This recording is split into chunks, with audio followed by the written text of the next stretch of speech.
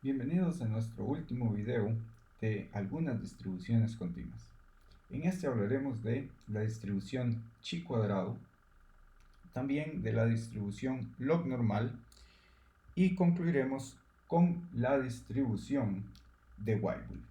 Entonces hablaremos de algunas generalidades correspondientes al tema de la distribución chi cuadrado. ¿Qué es la distribución chi cuadrado?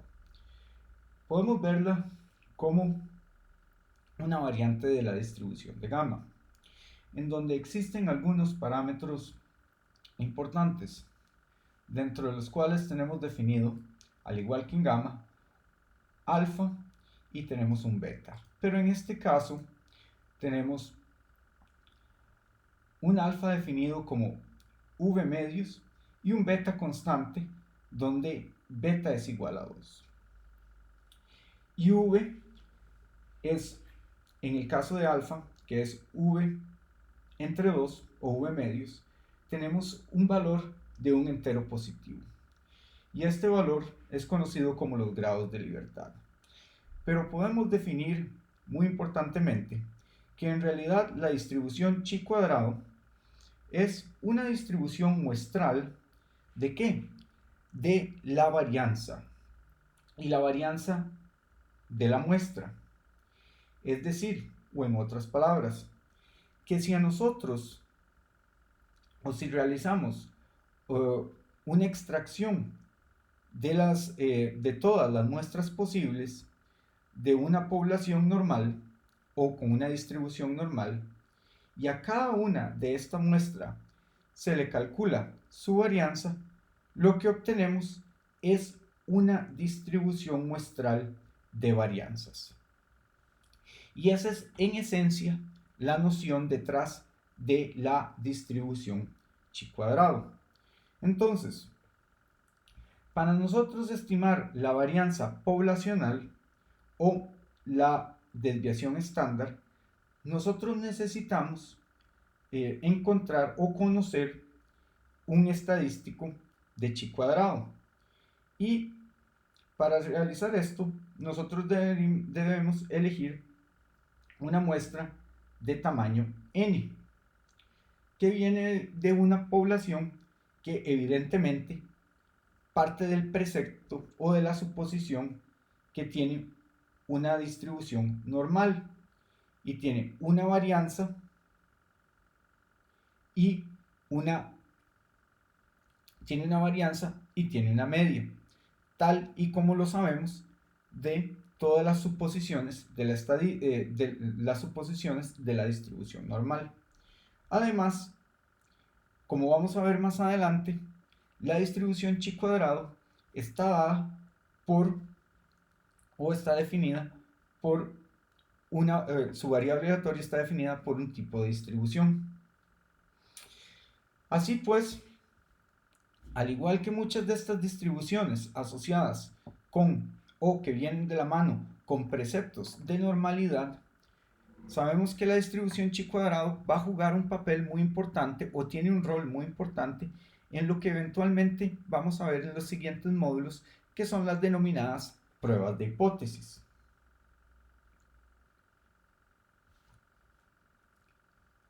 Y por eso es un componente relevante y pertinente en nuestros estudios. Entonces, aquí presentamos la representación simbólica y canónica de nuestra distribución de chi cuadrado para una variable aleatoria continua x. ¿Con qué? Con distribución de chi cuadrado, que tiene definidos v grados de libertad. Es importante recordar que es un precepto de la distribución de chi cuadrado que el valor de v para los grados de libertad siempre es un valor positivo, es un entero positivo.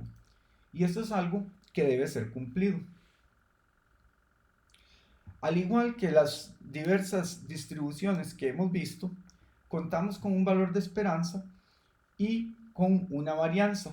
La esperanza en este caso está definido por v, los grados de libertad, y la varianza está dado por el producto de 2 por v.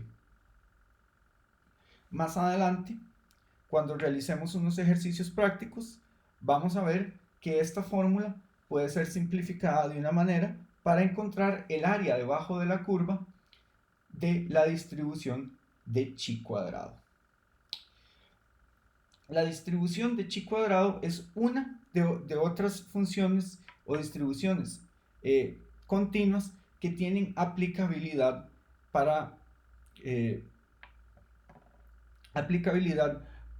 en situaciones tanto de prueba de hipótesis como en la descripción de ciertos fenómenos o eventos. Por ejemplo, entramos a lo que es la distribución logarítmica normal. Y la distribución logarítmica normal o log normal para nosotros es de gran relevancia porque tiene una aplicabilidad o una aplicación amplia en casos en donde, debemos realizar transformaciones de tipo log normal que nos resultan o nos permiten una distribución normal. ¿Y qué tiene eso de importante? Pues resulta que en algunos casos nuestros datos parecen no tener una distribución normal o en efecto no tienen una distribución normal y por consiguiente algunas pruebas de hipótesis o algunas pruebas como por ejemplo identificar correlaciones entre dos variables, algo que ustedes o muchos de nosotros que nos gusta realizar para poder identificar algún tipo de relación lineal entre X y Y, no puede ser identificable. Esto en el campo, por ejemplo, de ciencia de los datos y de machine learning, se llama ingeniería de variables, un tema bastante relevante e importante.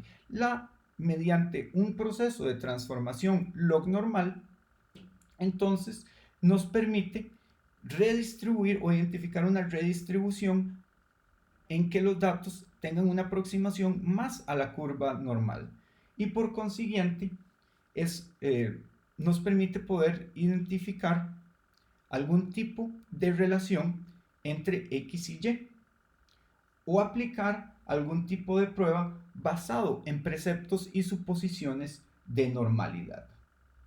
Entonces, volviendo a lo de la importancia y la relevancia de la distribución log normal, además permite explicar la distribución de eventos que en otras condiciones no tendrían una distribución normal o sería difícil comprender cómo se encuentran distribuidos. Y esto viene muy relacionado con lo que veníamos mencionando en el caso anterior. Y para contextualizarlo más, podríamos hablar de un ejemplo en el que se realiza un muestreo o se muestrean un grupo de personas con cierta enfermedad. Y entonces, todo este grupo de individuos parecen estar agrupados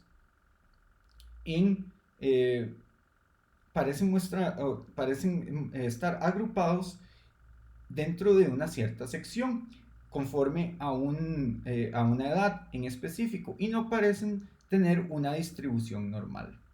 Y sin embargo, al aplicar una transformación log normal, podemos ver que ese grupo de personas o esa muestra de personas de cierta edad ya parece tener o en un rango de cierta edad, ya parece tener una distribución más normal. Esto, en efecto, es una transformación del tipo que se llama ingeniería de variables y nos permitiría ver, por ejemplo, la relación que hay entre una variable X y una variable Y del tipo lineal, es decir, volviendo a lo que habíamos visto en probabilidad conjunta, una correlación. Si existe una correlación entre, por ejemplo, la edad y alguna otra variable de interés que nosotros estamos estudiando a la hora de realizar este muestreo. Y es por esto que es muy importante este proceso o el entender y estudiar la distribución log normal y aplicarla en muchos casos para hacer transformaciones log normales. Esto es algo que se utiliza en el análisis de datos y es aplicable en experimentos tanto de ciencias de la computación, en ingeniería de software, se aplica, por ejemplo, en estimación de esfuerzo y también en experimentos de confiabilidad y desempeño en IT. Finalmente concluimos este módulo con la distribución de Weibull. La distribución de Weibull es un caso particularmente interesante porque en esta distribución nos permite modelar datos que son asimétricos, tanto hacia la derecha como asimétricos hacia la izquierda, o simétricos en general. Y lo del concepto de simetría se refiere a la ubicación en la curva gaussiana. Si los datos son simétricos, es que la campana está completamente centrada. Si los datos son asimétricos hacia la izquierda, son datos que tienden a ser más que todo negativos, o sea, con un gran número de valores negativos. Y si son hacia la derecha, la mayoría de los datos o los puntos de medición son positivos. Entonces se pueden imaginar una curva en donde los datos tienden más a ser positivos, tienen una curva en donde la mayoría de los datos más bien tienden hacia los negativos y una curva en donde la simetría es total, y es decir que los datos son equicomparables, o sea, todos los puntos están igualmente distribuidos. Y eso es, o equitativamente distribuidos, más bien, disculpen. Y eso es a lo que nos referimos con el concepto de simetría. Entonces,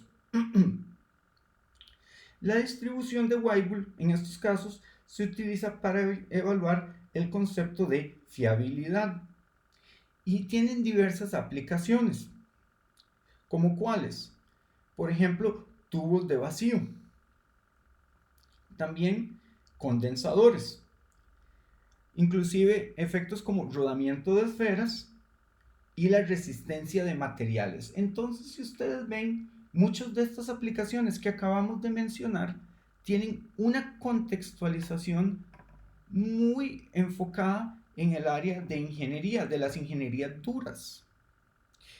Y lo interesante es que sí es posible encontrar una aplicabilidad en el campo de ciencias de la computación e informática.